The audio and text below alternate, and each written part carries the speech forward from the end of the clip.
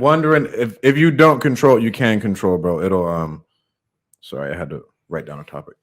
If you don't control if you don't worry about what you can control, then it'll always be a constant nightmare. And like I thought I had that shit finished right, but new levels come with new devils. Is the only thing I can say. And there's always growing pains, and I have internal growing pains. Our companies have growing pains, and they all come with new devils that you don't even think about. And then you come up with these new things, and then all of a sudden you're like, oh my God, I didn't think about this downside. Oh my God, I didn't think about this downside. Oh my God, I didn't think about this downside. It's like watching film. It's like watching film, right? That random hole in that coverage, like, bro, this coverage is fucking unbeatable. Yeah. Like, we got this, and all of a sudden, fucking backside C gap. Gash.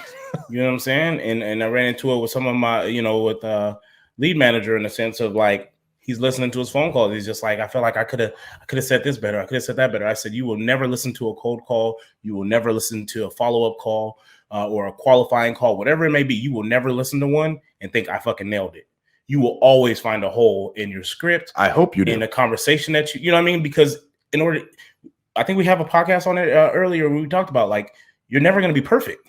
No. And if you think you're perfect, you're perfect, you're wrong. You know, you're going to stop growing. There should always be a hole in something.